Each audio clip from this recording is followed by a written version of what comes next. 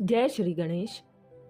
अनंत चतुर्दशी की सभी भाई बहनों को हार्दिक हार्दिक शुभकामनाएं। आइए जानते हैं अनंत चतुर्दशी कब है, 16 या 17 सितंबर। साथ में जानेंगे पूजा का शुभ मुहूर्त और सही तारीख। हिंदू धर्म में भगवान विष्णु को पालनहार बताया गया है। धार्मिक मान्यताओं के अनुसार अनंत चतुर्दशी के दिन भगवान विष्णु की विशेष पूजा अर्चना करने से व्यक्ति की सभी मनोकामनाएं पूर्ण होती हैं। साथ ही इन दिनों गणेश उत्सव का समापन भी हो जाता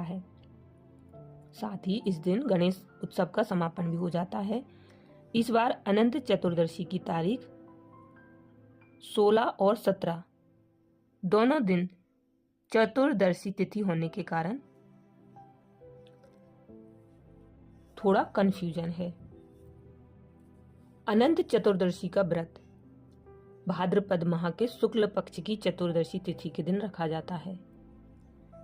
इसे अनंत चौदस भी कहा जाता है।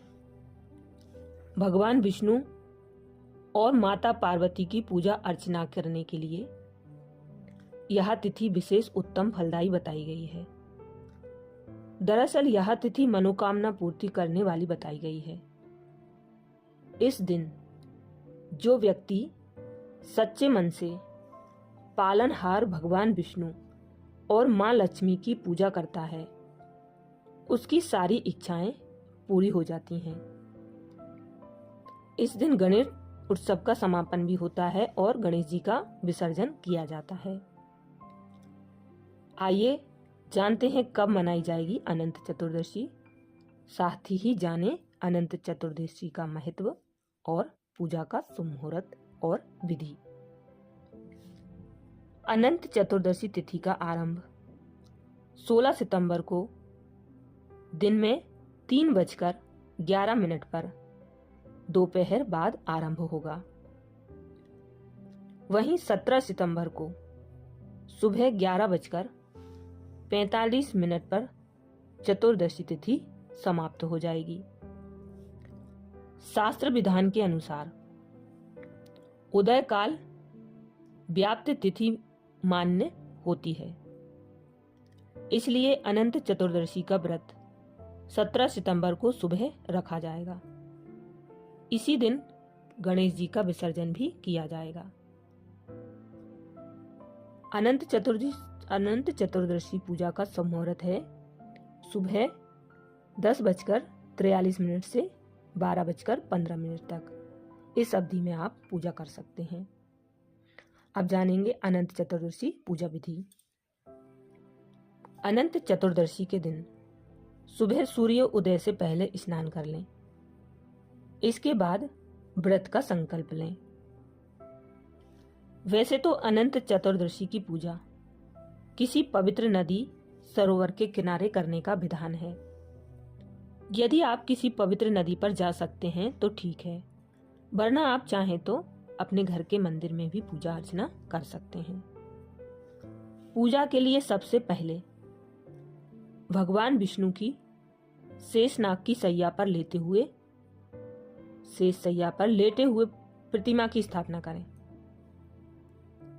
इसके बाद एक डोर लें और उसमें 14 बार गांठ बांध लें। इस डोरे को भगवान की तस्वीर के पास रख दें। डोरा रखते समय ओम अनंताय नमः इस मंत्र का जप करें। इसके बाद पुरुष अपने दाहिने हाथ में और स्त्री अपने बाएं हाथ में धागा बांध लें। इसके बाद अनंत चतुर्दशी की कथा का पाठ करें, क्योंकि इसके बिना आपको अपने व्रत का पूरा फल नहीं मिल पाएगा। और भगवान विष्णु और माता लक्ष्मी की पूजा अर्चना विधि विधान से करें। अंत में आरती करें और फिर ब्राह्मणों को भोजन जरूर कराएं। ब्राह्मणों को भोजन कराने के बाद परिवार के साथ मिलकर प्रसाद ग्रहण करें। अब सुनेंगे अनंत चतुर्दशी की व्रत कथा। इस कथा को सुनने से सर्व मनोकामनाएं पूर्ण होती हैं और लक्ष्मी की प्राप्ति होती है। अनंत चतुर्दशी के व्रत का शास्त्रों में बहुत ही खास महत्व बताया गया है। अनंत चतुर्दशी पर भगवान विष्णु के अनंत स्वरूप की पूजा होती है और हाथ में 14 गांठों वाला धागा अनंत बांधा जाता है। ऐसा करने से मां लक्ष्मी की प्रसन्नता होती है। अनंत चतुर्दशी की पूजा में कथा का पाठ करने का बहुत ही महत्व माना गया है। आप भी जानें यह कथा और इसका पाठ करें। एक बार महाराज युधिष्ठिर ने राजसूय यज्ञ किया और यज्ञ मंडप का निर्माण बहुत ही सुंदर और वह अद्भुत रूप से किया गया। उस मंडप में जल की जगह स्थल की जगह जल की भ्रांति होती थी।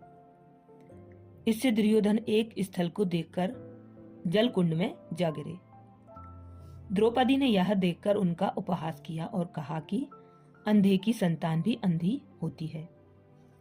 इस कटु वचन से दुर्योधन बहुत आहत हुए और इस अपमान का बदला लेने के लिए उसने युधिष्ठिर को धुत अर्थात जुआ खेलने के लिए बुलाया और छल से जीतकर पांडवों को 12 वर्ष वनवास दे दिया। वन में रहते उन्हें अनेकों कष्टों को सहना पड़ा। एक दिन वन में भगवान कृष्ण युधिष्ठिर से मिलने आए। युधिष्ठिर ने उन्हें सब हाल बताया और इस विपदा से निकलने का मार्ग भी पूछा। इस पर भगवान कृष्ण ने उन्हें अनंत चतुर्दशी का व्रत करने को कहा और कहा कि इसे करने से खोया हुआ राज्य भी मिल जाएगा। इस वार्तालाप के बाद श्री कृष्ण जी ने युधिष्ठिर को एक कथा सुनाई। प्राचीन काल में एक ब्राह्मण था। उसकी एक कन्या थी जिसका नाम सुशीला था। जब कन्या बड़ी हुई तो ब्राह्मण ने उसका विवाह कौंडिन्य ऋषि से कर दिया। विवाह पश्चात कौंडिन्य ऋषि अपने आश्रम की ओर चल दिए। रास्ते में रात हो गई, जिससे वह नदी के किनारे आराम करने लगे। सुशीला के पूछने पर उन्होंने अनंत व्रत का महत्व बता दिया। सुशीला ने वही व्रत का अनुष्ठान कर 14 गांठों वाला डोरा अपने हाथ में बांध लिया। फिर वह पति के पास आ गई। कौंडिन्य ऋषि ने सुशीला के हाथ में बांधे डोरे के बारे में पूछा तो सुशीला ने सारी बात बता दी। कौंडिन्य ऋषि सुशीला की बात से अप्रसन्न हो गए। उसके हाथ में बंधे डोरे को भी आग में डाल दिया। इससे अनंत भगवान का अपमान हुआ, जिसके परिणाम स्वरूप कौंडिन्य ऋषि की सारी संपत्ति नष्ट हो गई। सुशीला ने इसका कारण डोर का आग में जलाना बताया। पश्चाताप की अग्नि में जलते हुए ऋषि अनंत भगवान की खोज में वन की ओर चले गए।